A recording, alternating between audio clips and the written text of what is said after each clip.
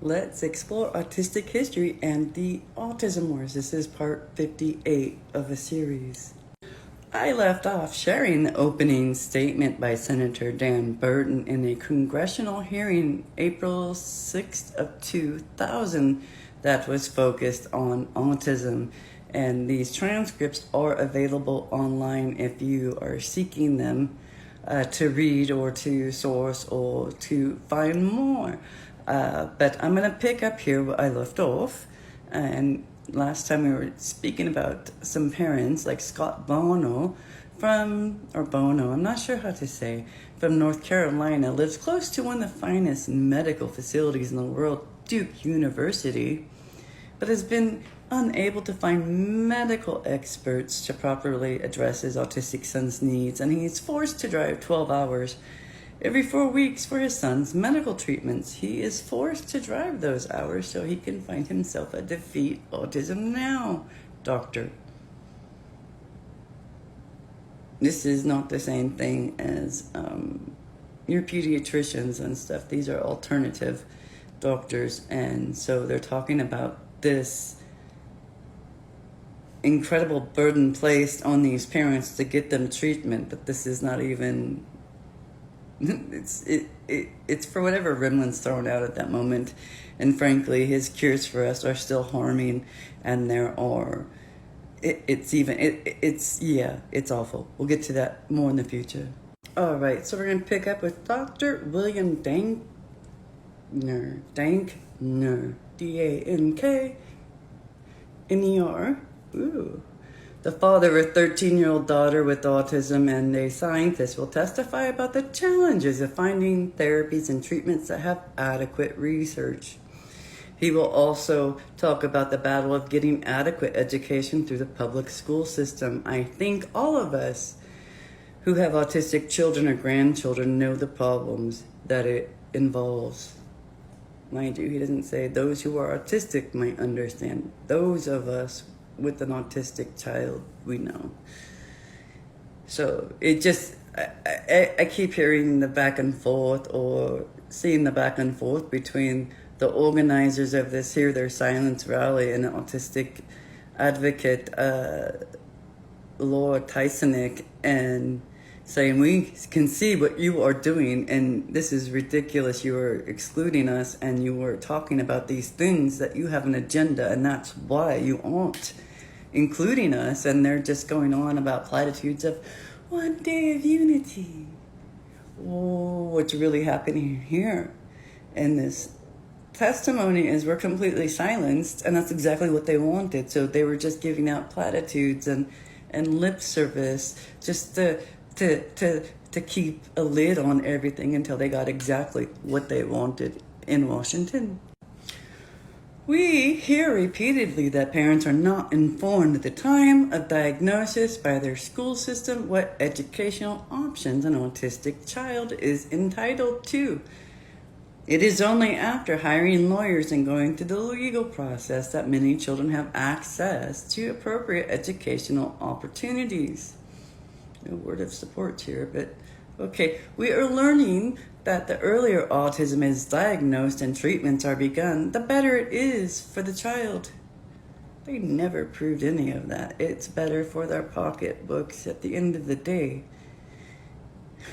Indiana is fortunate to have First Steps Early Intervention System, a nationally recognized system that provides early intervention services for children up to 2 years of age. Now, mind you, this is one of their buddies' organizations. They all are supporting each other's organizations, okay? So it's like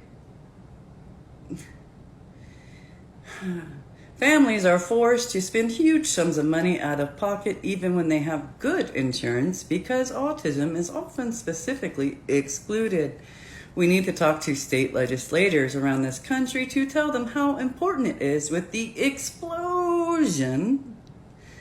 Oh, we went from possible epidemic to now an explosion of autism within the same opening, I think.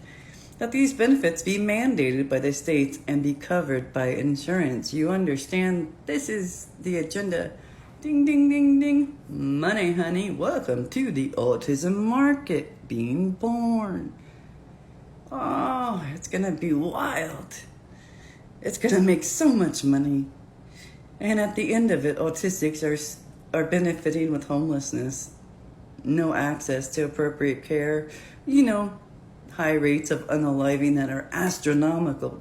None of these have changed, but they sure get to make bank. Parents spend, and they do spend a lot of money, $20,000 to $30,000 a year. But medical care is covered is often done after extensive struggles with the insurance companies. Rimland wants his treatments covered by insurance companies, regardless if they work or not.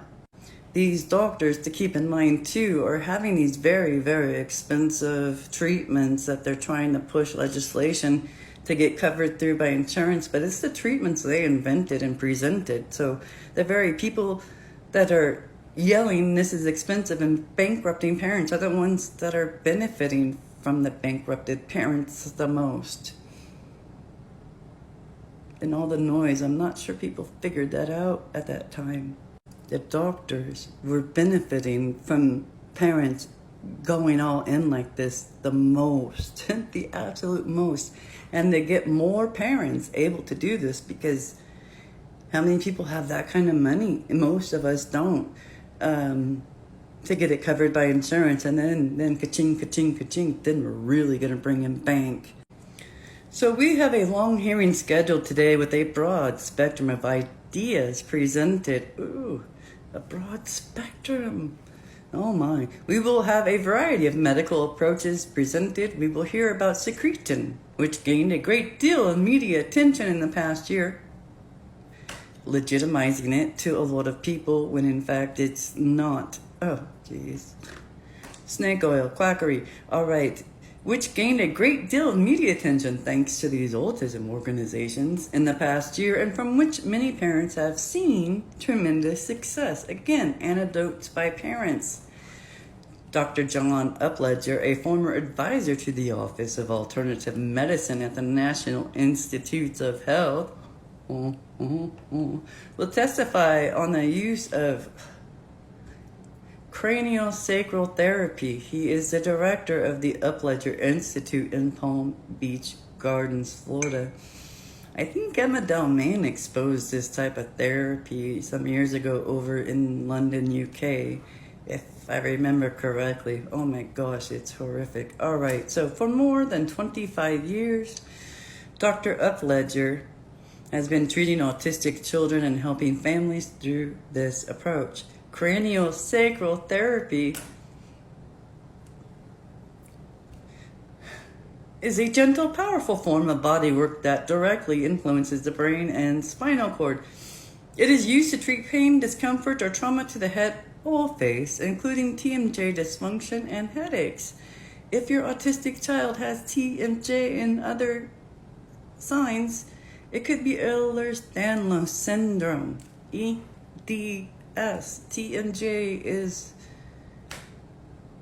many of us have it with EDS. I've had it always since I was a kid, and 100% overbite. So yeah, it's a comorbidity through Ehlers-Danlos syndrome. Oh goodness. So craniosacral therapy can also relieve physical and emotional trauma. It cannot help you with Ehlers-Danlos syndrome no matter what. So here we go. The autism community is providing inappropriate information for our medical care, and it's going to harm a lot of us, unfortunately, going forward, and cause emotional trauma. So I'm going to pick up on this with the next video where Dr. Ledger talks about achieving dramatic results in treating post-traumatic stress disorder in Vietnam veterans. What are these people doing? Okay, so thanks for exploring more autistic history with me. We will pick up here. Oh yeah, we'll be back.